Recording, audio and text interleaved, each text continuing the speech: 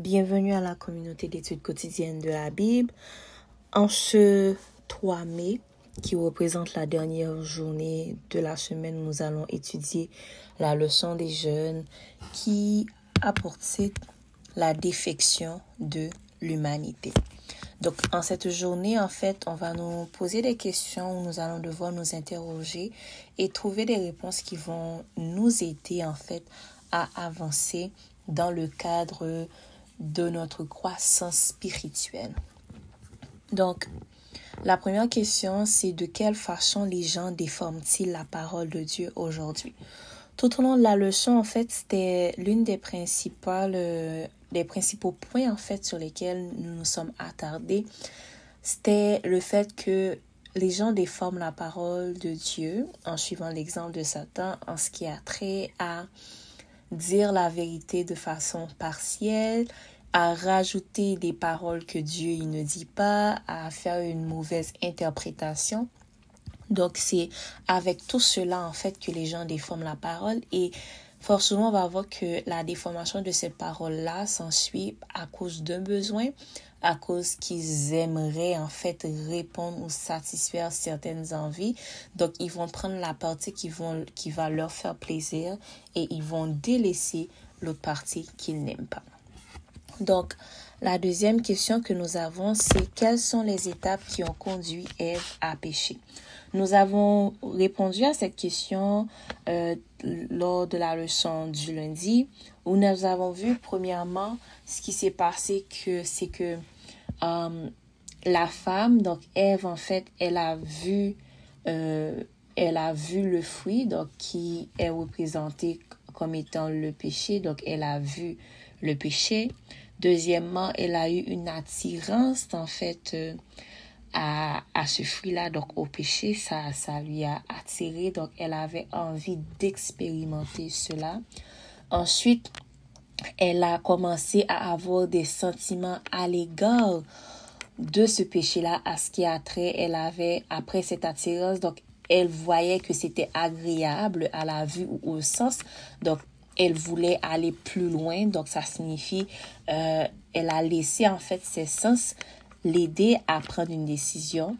Ensuite, nous avons vu que elle a considéré en fait les avantages de l'action qu'elle allait poser.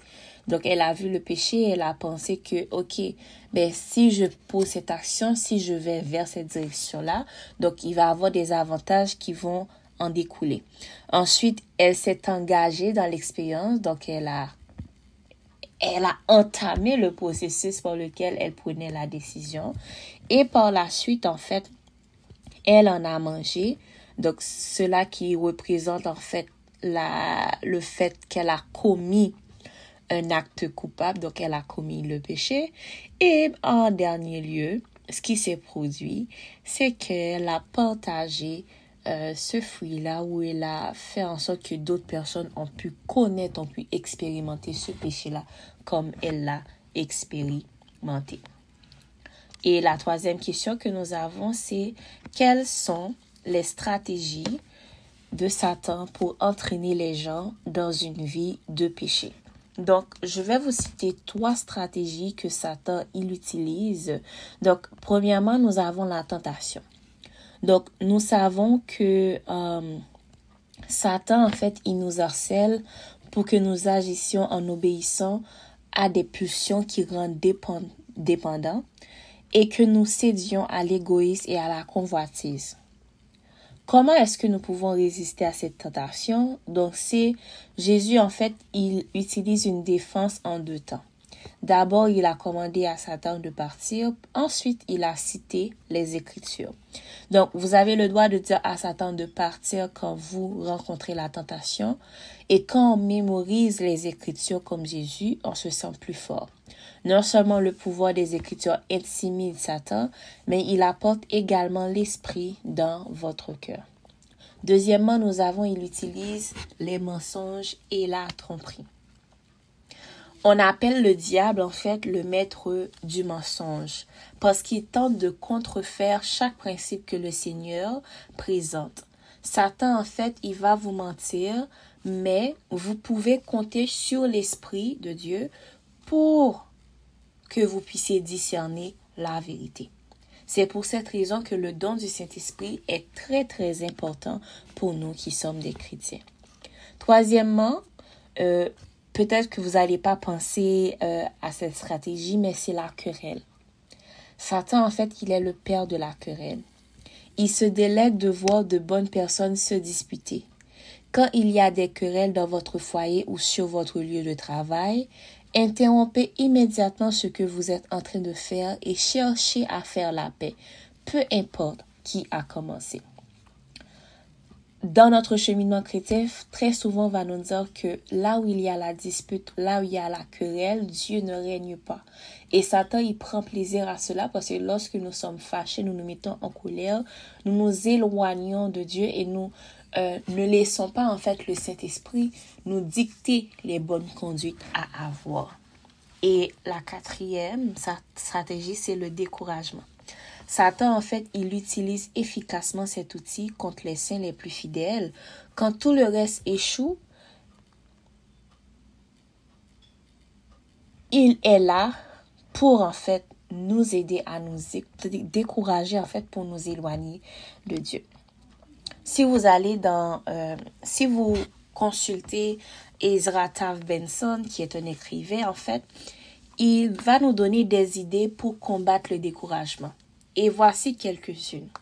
Il nous dit, nous devons servir les autres, nous devons travailler dur, donc éviter la paresse, et nous devons cultiver des bonnes habitudes de santé. Nous devons demander une bénédiction de la prêtresse. Nous devons écouter de la musique qui sera inspirante. Et aussi, nous devons compter les bénédictions et se fixer des buts, des objectifs. Et par-dessus tout, comme les Écritures l'enseignent, nous devons prier toujours afin de vaincre Satan.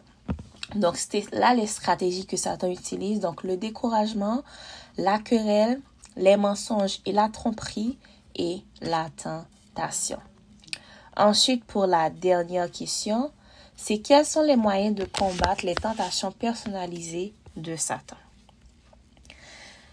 Ce n'est pas sans vous dire que dans la génération dans laquelle nous vivons aujourd'hui, il n'y a pas une génération, je pense, selon moi, qui n'est pas tentée, qui n'a pas été aussi tentée.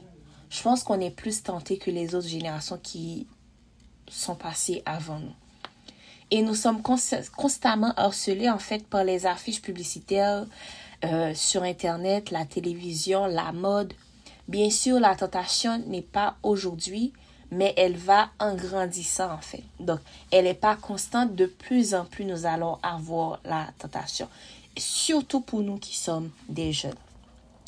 Donc, dans la Bible, en fait, la définition qu'on nous donne de la tentation, parce que c'est vraiment important que nous puissions comprendre qu'est-ce que la tentation, spécialement une tentation personnalisée, c'est une incitation à pécher. Et je rajouterais avec le mot personnalisé, cela signifie tout simplement que cette tentation-là, en fait, elle va en fonction de nos penchants, comme nous avons vu au long de cette semaine, de nos incitations, et c'est par rapport à ce que nous avons en tête, par rapport à ce que nous regardons, par rapport à notre chair, ce que nous aimons, notre personnalité. Et les sources, en fait, de ces tentations, nous avons Satan, comme nous pouvons le voir dans Matthieu 4, verset 3. Nous avons le monde donc, où nous vivons, donc 1 Jean 2, verset 15 à 17. Et notre propre chair, comme je disais tantôt, Jacques 1, verset 14. Et comment, en fait, combattre ces tentations-là? Donc, premièrement, c'est qu'il faut avoir une vie de communion et de prière. Donc, Marc 14, verset 38 et Luc 22, verset 34. Il nous faut passer du temps à la présence de Dieu pour résister au piège du diable. Plus nous passons de temps avec une personne et plus nous commençons à lui ressembler. Il faut être rempli de la parole et la déclarer. Après s'être rempli de puissance par la prière et le jeûne, lorsque Jésus se retrouve face à la tentation, il déclare à chaque fois la parole de Dieu, et ceci jusqu'à ce que le diable lâche prise et le laisse tranquille. Luc, le chapitre 4. C'est important de s'éloigner de tout ce qui nourrit ou réveille la tentation. Si ton œil cause ta chute, arrache-le. Il vaut mieux qu'avec un seul œil tu rentres au royaume de Dieu que d'être jeté avec 2 yeux dans la géhenne. Marc 9, verset 47. L'épître de Saint Jacques nous encourage à avouer nos péchés les uns les autres. Confessez vos péchés les uns aux autres et priez les uns aux autres pour les autres, afin que vous soyez guéris. Il faut faire front contre le mal, car 2 hommes associés sont plus heureux qu'un homme solitaire. À 2, ils tirent un bon profit de leur travail. Si l'un d'eux tombe, l'autre se relève. Par contre, celui qui est seul est bien à plaindre, car s'il tombe, il n'y a personne pour le relever. Ecclésiaste 4, versets 9 et 10. Combattre seul le diable, humainement parlant, est beaucoup plus difficile. C'est pour cela que pendant la semaine, nous avons vu que les anges, en fait, ils avaient invité Ève et Adam à toujours rester seuls, à ne jamais, en fait, s'éloigner ou ne jamais se promener dans le jardin seul, parce que ça risquait, en fait, de les amener à avoir des tentations. Lorsqu'on est à 2, on est plus fort. Après que Jésus ait résisté et vaincu les tentations du malin, ce dernier le laisse en fait tranquille, mais pour un certain moment. Le diable s'éloigna de lui jusqu'à une autre occasion. Luc 4, verset 13. Il ne faut pas céder au diable, mais continuer le combat pour jeter le mal en dehors de nous. Donc, en gros, pour que nous puissions en fait combattre les tentations personnalisées de Satan, donc des tentations qui vont vraiment être basées selon ce que nous aimons, selon nos penchants, selon notre chair. Donc il nous faut la parole, donc connaître la parole, donc toujours chasser la tentation avec la parole, prier, donc avoir une communion parfaite, intime avec Dieu, passer du temps en prière et aussi être des bons serviteurs. Donc, être là pour les autres, semer la bonne nouvelle partout où nous sommes. Donc, merci d'avoir été avec nous à la communauté d'études quotidiennes de la Bible. C'était la leçon 5 des jeunes qui avait pour titre la défection de l'humanité. Notre prière pour vous qui nous écoutez, que vous soyez jeunes, adultes, vieux, enfants. Nous vous invitons en fait à demander à Dieu qu'il puisse vous donner le Saint-Esprit et qu'ainsi vous puissiez apprendre à discerner les tentations et à les rejeter avec la puissance de Jésus-Christ. Car lui seul peut nous aider à y arriver. Merci encore une fois. Que Dieu continue de vous bénir. Au revoir.